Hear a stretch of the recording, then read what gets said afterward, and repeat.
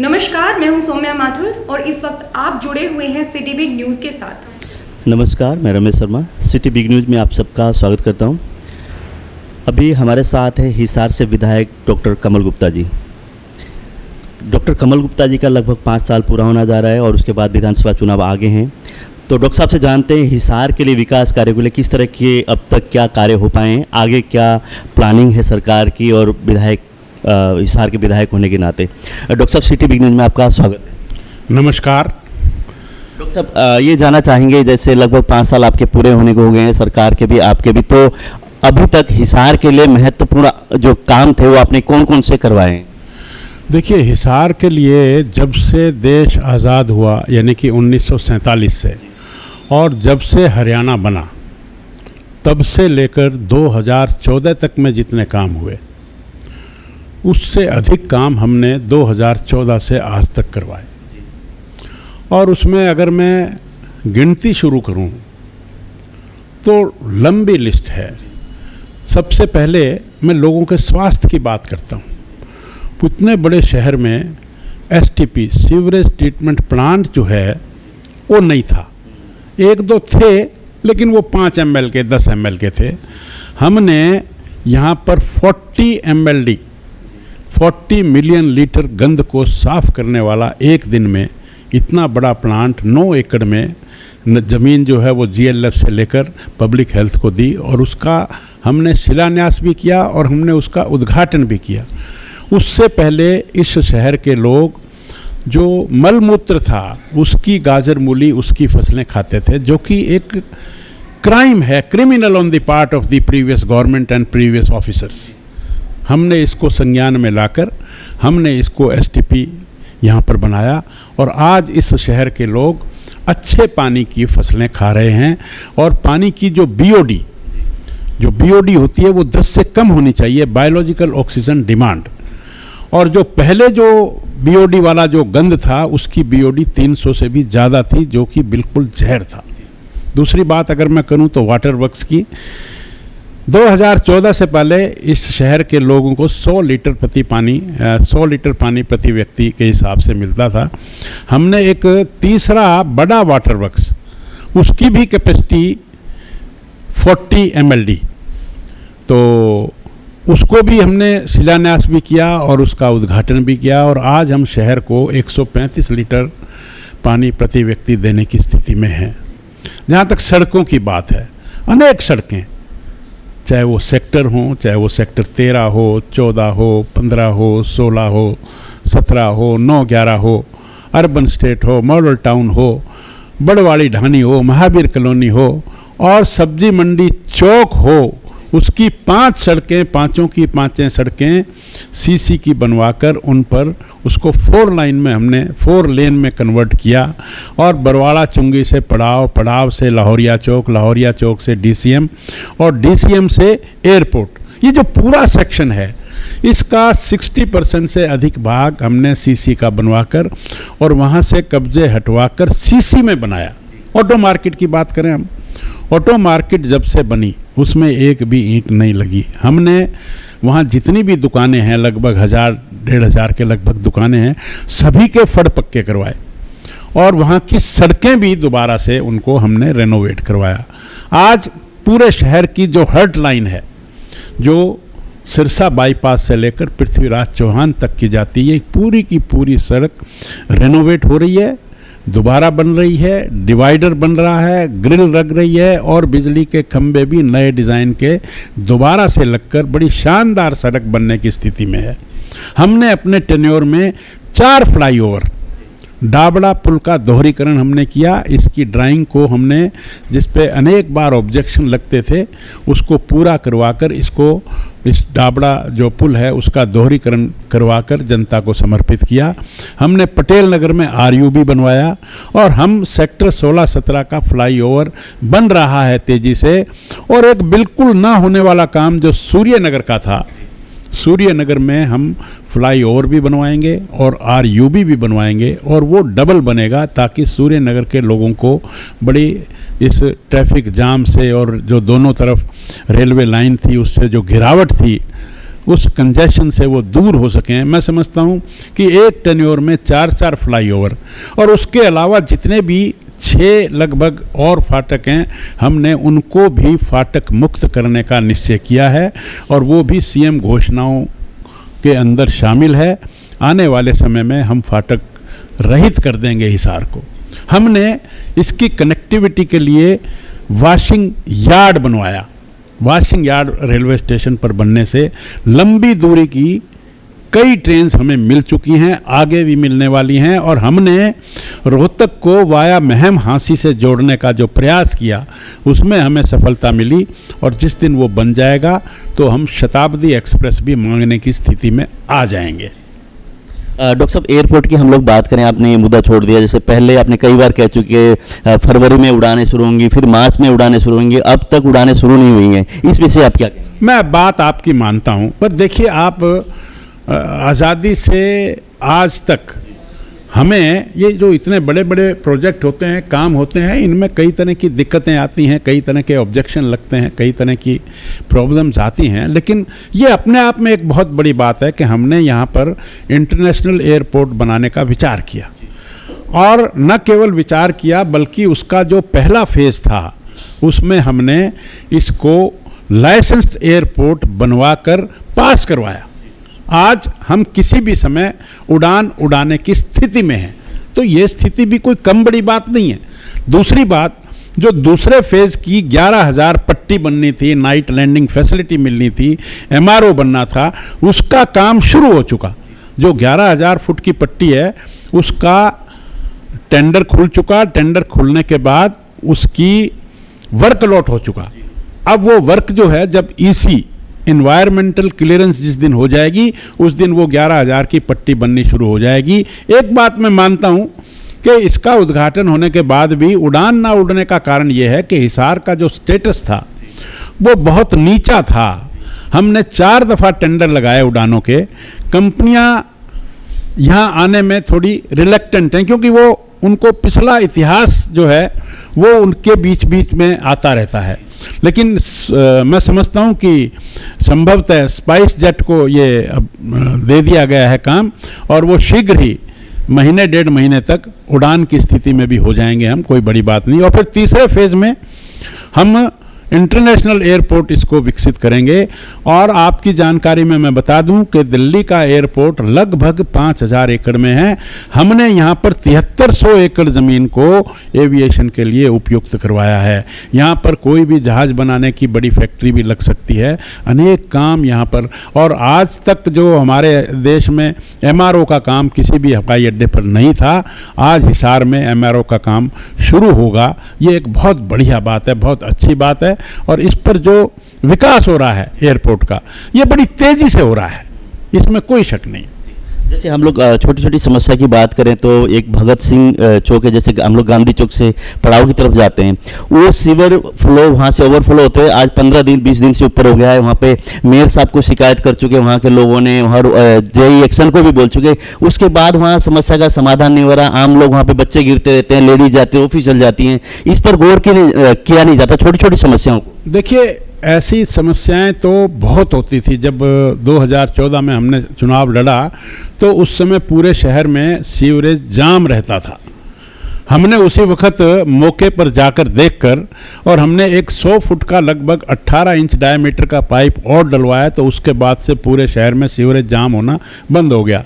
ये जो आपने प्रॉब्लम बताई, ये कोई लोकल प्रॉब्लम है, इसका समाधान हो जाएगा। मेरे संज्ञान में ये कल रात को बात आई थी, मैं यहाँ एक्सीएन से बात कर चुका हूँ, तो वो हो जाएगा तुरंत, उसमें कोई ऐसी बात नहीं है। इस तरह की लोकल समस्याएं तो हो सकती हैं। जैसे मेयर के चुनाव से पहले ये वादे थे कि आवारा पशु जल्दी से यहाँ से शहर से आपको देखने को नहीं मिलेंगे, उसके बाद सफाई व्यवस्था सुचारू रूप से होगा, वो चीज़ यूँ की तूँ। एक तरह से आप सफाई की बात करें तो जो आपने डस्टबिन रखे हुए हैं वहाँ पे कूड़ा डाल देते हैं सफाई कर्मचारी, वहाँ पे गायों का झुंड होता है और गाय आप शाम को निकलेंगे सेक्टर 14, 15 सभी एरिया में आपको ऐसे गाय मिलेंगे कि आपको गाड़ी आपको टपने के लिए उनको उठा के गाड़ी रोक के गाय को साइड में करके फिर आप निकल सकते हो। ये स्थिति कब दूर होगी? बहुत अच्छा विषय आपने उठाया और बड़ा संगीन विषय है ये, इसमें कोई शक नहीं है।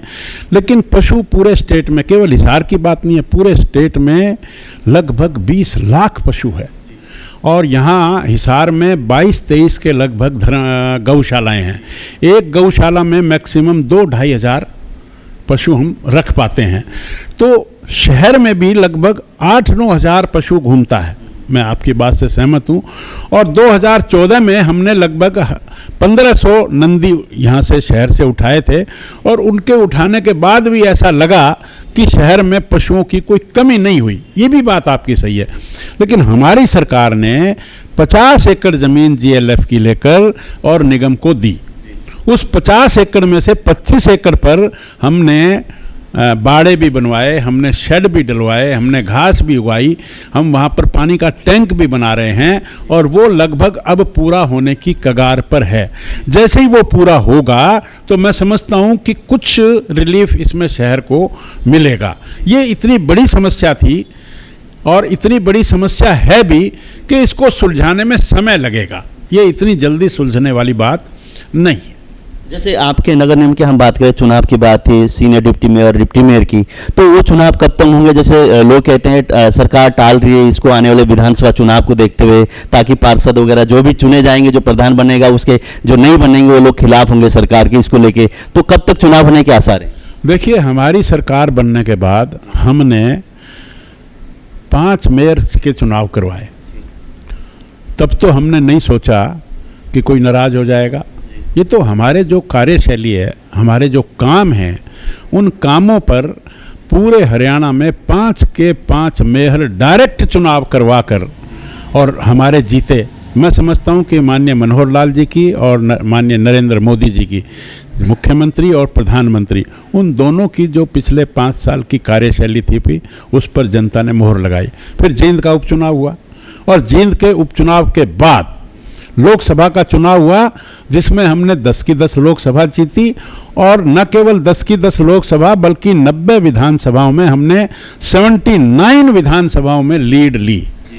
तो आपका ये कहना कि हमें किसी बात का डर है, मैं समझता हूँ कि ये जो जनता का आशीर्वाद, जनता का लाड, जनता का प्यार और जनता का हमारे कामों पर मोहर लगाना, भले ही कुछ प्रॉब्लम रह गई, बात प्रयास की होती है। जनता इस बात से संतुष्ट है कि हमने गौओं के लिए भी प्रयास किया है, हमने गौ हत्या भी इस प्रदेश में बंद की है, हमने उसका एक्ट लाए हैं, हमने गौ से कंसर्न उसका कोई मांस या उसकी कोई भी प्रोडक्ट सिवाय दूध के कोई और बिकेगा तो हमने उस पर बैन लगाया है, और हम इनका पशुओं का भी इंतजाम करने का प्रयास कर रहे हैं, जिसमें हमें सफलता मिलने वाली है। तो मैं समझता हूं कि जहां तक आपने मेयर, डिप्टी मेयर की बात की, ये चुनाव हो जाएगा, रूटीन की बात है, हमें कोई किसी चीज़ का डर नहीं है। और हमारे पास तो 3 या 4 पार्षद बीजेपी ज्वाइन भी कर चुके हैं, हमें कोई दिक्कत नहीं है किसी भी चीज़ में। जब भी चाहें इसका चुनाव करवा लें, ऐसा कोई इसमें विषय नहीं है कि हम विधानसभा के चुनावों की इंतजार कर रहे हैं। जैसे कुछ लोगों से हमने बातचीत है, डॉक्टर कमल गुप्ता जी यहाँ से विधायक हमने बनाया, उसके बाद हमारी आम जन जाते तो उनकी सुनवाई नहीं करते, सीधे में बात नहीं करते, इस तरह के भी आरोप है आपके ऊपर। देखिए, जब कोई विधायक बनता है और जब इतने काम होते हैं तो कुछ लोग, जैसे हमने डाबड़ा पुल का दोहरीकरण किया, और जब वो दोहरीकरण पूरा हुआ तो कुछ डिसग्रंटल्ड लोग वहाँ पर फीता लेकर पहुँच गए और कहने लगे कि जी इस पे फुटपाथ नहीं बना। हमने उनको कहा कि पैदल यात्रियों के लिए हम ब्रिज बनवा देंगे पैड़ियों वाला। तो उन्होंने कहा कि जी विकलांग भाई कहाँ जाएंगे? अरे भाई, 50 साल से तो इसका दोहरीकरण ही नहीं हुआ था। तो कुछ लोगों की एक क्रिटिकल सोच होती है। मैं समझता हूँ जितने काम मैंने गिनाए उनसे कोई ये पूछे, मैं इस बात का दावा नहीं करता कि 100% काम हो गए, पर मैं इस बात का दावा करता हूँ कि पिछले चुनावों में जो विधायक थे और हमारी जो विधायकी है, जितना लोगों के पास हम गए हैं, जितना लोगों के काम हमने करवाए हैं और जितनी गुंडागर्दी भ्रष्टाचारी को दूर हमने किया है, कोई हमारे मुकाबले में नज़दीक भी नहीं है। अभी निगम की मीटिंग थी और कुछ पार्षदों का ये आरोप थे, डॉक्टर कमल गुप्ता जी ने, विधायक जी ने, हम वहाँ बोलना चाहते थे लेकिन उन्होंने हमें बैठने को कहा, बोलने नहीं देते, कोई समस्या सामने रखने नहीं देते। आप मतलब एक तरह से दबाव की राजनीति करते हैं और दबाव की प्रशासन को उस हिसाब से लेते हैं, तो उनको आप क्या कहेंगे? हमारी सरकार ने पहली बार निगम के इतिहास में 11 घंटे मीटिंग चलाई, और 11 घंटे मीटिंग चलाने के बाद भी अगर कोई पार्षद ये कहे कि मुझे बोलने का मौका नहीं दिया, तो इससे बड़ी शर्म की कोई बात नहीं है। पहले कभी ज़िंदगी में आपने सुना कि 11 महीने नगर निगम की मीटिंग हुई? इससे बड़ा और प्रमाण मैं आपको क्या दूंगा डेमोक्रेसी का। भारतीय जनता पार्टी की हम लोग बात करते हैं, आपके जैसे पुराने कार्यकर्ता हैं कुछ, तो भारतीय जनता पार्टी पुराने कार्यकर्ता को दरकिनार कर रही है, इस विषय पे आप क्या कह रहे हैं? कोई कार्यकर्ता दरकिनार नहीं हुआ। आज पहले हमारी जो जिला पर भी कम काम होता था, आज हमने पन्ना प्रमुख यानी कि जिला के बाद विधानसभा, जैसे मैं आपको रोकना चाहूँगा इस पे पूरी करने, तो विधानसभा के बाद मंडल के बाद शक्ति केंद्र के बाद बूथ, और बूथ के बाद जो वोटर लिस्ट का एक एक पन्ना होता है जिस पर 60 वोट होते हैं, हमने तो उनके पन्ना प्रमुख तक तय कर दिए। आप कहते हैं कि कार्यकर्ता को इग्नोर कर रहे हैं। जैसे पुराने आपके साथी होते थे, डॉक्टर बिधानी की बात कर रहा हूं मैं, पिछले जो मुख्यमंत्री से मिलने गए, उनके सिक्योरिटी गार्ड ने उनको धक्का देकर बाहर कर दिया, कहीं पे स्टेज में जाते तो उनको वहां चढ़ने नहीं दिया जाता। मतलब ये क्या कारण है? हालांकि कई वर्षों से भारतीय जनता पार्टी का झंडा उठाने वाले, जैसे आप थे तो आपके साथी वो भी थे, हम जैसे देखते थे 20-25 साल से हम जो देख रहे हैं, तो अब उनको एक तरह से भारतीय जनता पार्टी दरकिनार कर रही है, उनको कहीं कार्यक्रम में बुलाती नहीं। मतलब एक पार्टी से जुड़े हुए थे और एक ना भारतीय जनता पार्टी के अच्छे वो थे। ये सरासर गलत है।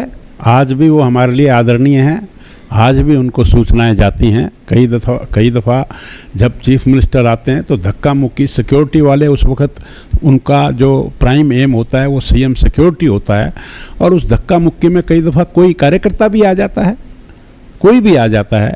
कोई ऐसा नहीं है कि उनको टारगेट बनाकर किसी ने धक्का दिया हो। मैं आपकी बात का समर्थन नहीं करता।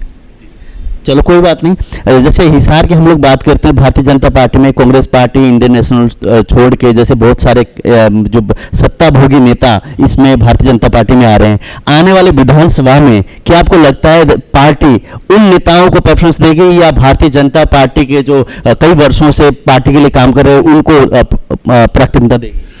पार्टी जो पार्टी के प्रति समर्पित है उसको महत्व देती आई है और आगे भी उसको महत्व देगी।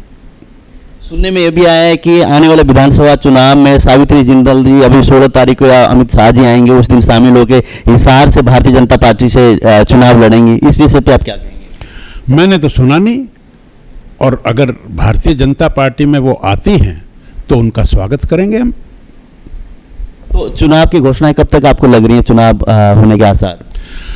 जो नियम है, पिछली दफ़ा शायद 15 अक्टूबर को चुनाव हुआ था और 19 अक्टूबर को इसकी काउंटिंग हुई थी। तो मैंने नेट पे देखा था, उसमें कुछ ऐसा मेंशन था कि उस 19 अक्टूबर तक ये चुनाव प्रक्रिया पूरी हो जानी चाहिए, अनटिल अनलेस के कोई इमरजेंसी या कोई एबनॉर्मल स्थिति ना हो। तो एक्सपेक्टेड है कि मिडल ऑफ द अक्टूबर में ये चुनाव हो जाएगा और इसकी घोषणा सितंबर में कर दी जाएगी, लेकिन ये तो चुनाव आयोग ही बेहतर बता सकता है। जैसे इसमें कोई दो राय नहीं है कि हिसार विधानसभा से आप ही इसमें भारतीय जनता पार्टी को जैसे कैंडिडेट होंगे अवश्य, तो अगर दोबारा आपकी सरकार आती है तो हिसार के लिए कौन कौन से विकास कार्य रहेंगे और किस तरह से, जैसे एयरपोर्ट को लेके कब तक को आप उम्मीद है कि यहाँ से उड़ानें शुरू होंगी? और ये मैं समझता हूँ कि एयरपोर्ट का जो काम है, जो सेकंड फेज है, उसका टाइम पीरियड लगभग 1.5 से 2 साल है, और फिर उसके बाद जो फाइनल फेज है उसका लगभग 3-4 साल है। तो 6-7 साल में हम कंफर्टेबली इसको पूरी तरह से विकसित कर पाएंगे। और जो विज़न की बात है, मैं समझता हूँ कि हमारा जो किसी भी सरकार का जो प्राइमरी एम होता है वो वहाँ के जो लोग होते हैं उनको रोटी, कपड़ा और मकान उपलब्ध करवाए। तो इसमें हम सभी प्रयास कर रहे हैं और इसमें हमें सफलता भी मिली। हम वहीं तक नहीं है रोटी, कपड़ा और मकान तक, हम उसके आगे शिक्षा, सुरक्षा और स्वास्थ्य ये भी प्रति व्यक्ति को मिले। तो हमने एक और योजना लगाई है, मेरा परिवार मेरी पहचान। उस मेरा परिवार मेरी पहचान में हम आईडी बना रहे हैं परिवारों की। तो हम ये सुनिश्चित करेंगे कि हर परिवार के पास रोटी, कपड़ा और मकान का साधन है कि नहीं, हर परिवार में, और जो हर व्यक्ति है उसकी शिक्षा, सुरक्षा और स्वास्थ्य ठीक है कि नहीं है। तो हम जब ये चीज़ सुनिश्चित करेंगे तभी हमारा देश विकासशील से विकसित बनेगा। जब उसके रहने वाले लोगों के लिए अगर बेसिक एमिनिटीज़ हम नहीं देंगे, वो बेसिक एमिनिटीज़ हमारी इस सरकार ने और हमारी जो भारतीय जनता पार्टी की भारत की सरकार थी उसने भी काफ़ी प्रयास किया है, कर रहे हैं और करते रहेंगे। और हिसार को मैं समझता हूँ कि जिस दिन ये इंटरनेशनल एयरपोर्ट का हमारा काम पूरा होगा, उस दिन हिसार पूरे भारतवर्ष में नंबर 1 का सिटी होगा। हमने यहाँ पर प्रपोजल भेजी है इंटरनेशनल क्रिकेट ग्राउंड की भी। जब क्रिकेट ग्राउंड भी हो जाएगा और वो भी हो जाएगा, हमने हिसार को टूरिज़्म पर लाएंगे हम। यहाँ पर हरसक है, यहाँ पर राखी गढ़ी है, यहाँ पर गुजरी महल है, यहाँ पर अनेक चीज़ें, यहाँ पर एयरपोर्ट हो जाएगा, यहाँ पर क्रिकेट ग्राउंड हो जाएगा, तो अग्रोहा धाम है यहाँ पर। इस तरह की अनेक चीज़ें, इनको डेवलप करके हम इसको और विकसित शहर बनाकर पूरे देश का नंबर 1 सिटी बनाएंगे, इसमें कोई दो राय नहीं है। जैसे आप विधायक हैं और आपके साथ ही गौतम सदाना यहाँ से मेयर हैं, मार्केट में अभी भी अतिक्रमण को लेकर आप लोग कोई कार्रवाई नहीं करे, लोगों ने आगे सामान रखे, गाड़ी टपने के लिए जगह भी नहीं होती। बहुत सारे मार्केट ऐसे, गांधी चौक की हम बात करें, नगोरी गेट की हम लोग बात करें, गोविंदगढ़ बाजार की बात करें, तो ये समस्या बहुत है और लोगों के काफ़ी बार फ़ोन भी आते हैं हमारे पास, हम लोग उठाते भी, फिर उसके बाद कार्रवाई तो आप लोगों को करनी होती है। तो इस पर कब तक कार्रवाई होगी, किस तरह से आप इसको लेंगे? सब्जी मंडी चौक और उसकी 5 सड़कें, उन सड़कों पर हमने डिवाइडर बनाया और डिवाइडर बनाया तो आप ये मेरे साथ सहमत होंगे कि जो इंक्रोचमेंट है वो अगर ख़त्म नहीं हुई तो कम तो हुई। हमने डाबड़ा रोड पर उसको पक्का करवाकर और उस पर डिवाइडर बनवाया हमने। इस तरह से और भी कई जगह, ये बालसुमंद रोड है, इधर जितनी भी सड़कें हमारी सदरन बाईपास को मिल रही हैं, हमने इन सबको 4 लेन किया। जब हम 4 लेन करते हैं और डिवाइडर बनवाते हैं तो उसका मकसद यही होता है कि जो इंक्रोचमेंट है वो कम हो। तो हमने कम तो की है, इसको समाप्त भी करेंगे। एक चीज़ और है, जैसे हिसार को में जनता ने चुन के कुर्सी पे बिठा दिया उनको, उनका कार्य होता है कि शहर के विकास कार्य को लिए ध्यान दे, शहर की सफाई के लिए, शहर की जो समस्या के लिए वो ज़्यादातर पार्टी के कार्यक्रम में व्यस्त रहते हैं। और आपके एक सुरेंद्र पुनिया जी बरवाला की जनता भी सुरेंद्र पुनिया से काफ़ी नाराज़ है। वो भी कहते हैं कभी यहाँ सूद लेने नहीं आए, पार्टी कार्यक्रम में व्यस्त रहते हैं कि हमारे यहाँ से नुमाइंदगी उन्होंने किया, हालांकि हारे हैं लेकिन नुमाइंदगी की है, उनका फर्ज बनता है कि जनता के बीच आए, जनता की समस्याएं सुने। तो इस विषय पे आप क्या कहते हैं? मैं समझता हूँ कि हिसार में बरवाड़ा की जनता ने भारतीय जनता पार्टी के नुमाइंदे को नहीं चुना, बावजूद उसके सुरेंद्र पूनिया जी मुख्यमंत्री से 400-450 करोड़ रुपए ला चुके। और मैं जब बरवाड़ा जाता हूँ, वहाँ की सड़कें देखता हूँ और वहाँ की जो वहाँ से इधर उकलाना को सड़क गई, वहाँ से जो ये इधर भुना, इधर क्या नाम अग्रोहा को गई, ये जब सड़कें मैं देखता हूँ तो आप स्वयं जाकर वहाँ पर, नहीं सड़कों की बात लोग मानते हैं लेकिन लोगों की जो पानी की समस्या है, लोगों की जन समस्याएं, उससे गाँव में भी कितने ही पब्लिक हेल्थ के जो ऑफिस थे उनका उद्घाटन हुआ है। कई चीज़ें ऐसी हुई हैं, मैं इस बात से सहमत नहीं हूँ कि वो काम नहीं कर रहे। और रही पार्टी की बात, तो पार्टी के जिला अध्यक्ष हैं, दायित्व है उनके पास जिले का। अगर वो पार्टी का काम नहीं करेंगे तो कौन करेगा?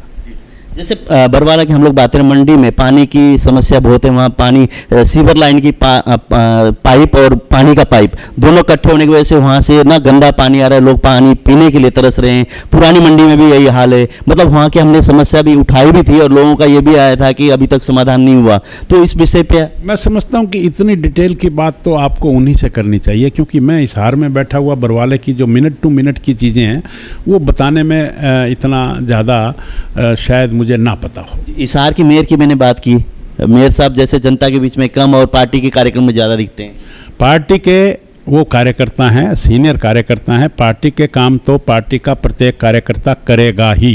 लेकिन मैं समझता हूं कि जितना मेयर साहब जनता के अंदर घूमते हैं, दुख सुख में जाते हैं, इतना कोई पहले कभी नहीं गया। तो आपने सुन ली हिसार से विधायक डॉक्टर कमल गुप्ता जी से बातचीत, इनके जो विचार भी रखे, जो विकास कार्य इन्होंने करवाए अब तक हो रहे हैं उस कार्य पे उन्होंने निगाह डलवाई और उसके बाद आने वाले चुनाव के बारे में उन्होंने बताया। तो अभी इस प्रोग्राम को यहीं समाप्त करते हैं, आपसे फिर मिलेंगे किसी और के साथ। तब तक के लिए आप देखते रहिए city big news. Camera person Somya Mathur के साथ मैं रमेश शर्मा। इसी के साथ जुड़े रहिए हमारे चैनल सिटी बिग न्यूज के साथ, और जिन लोगों ने हमारे चैनल को सब्सक्राइब नहीं किया वो प्लीज इस चैनल को सब्सक्राइब कीजिए और बेल आइकन भी जरूर दबाइए ताकि आपके शहर की न्यूज आप तक सबसे पहले पहुंच सके। इसी के साथ मुझे दीजिए इजाजत। नमस्कार।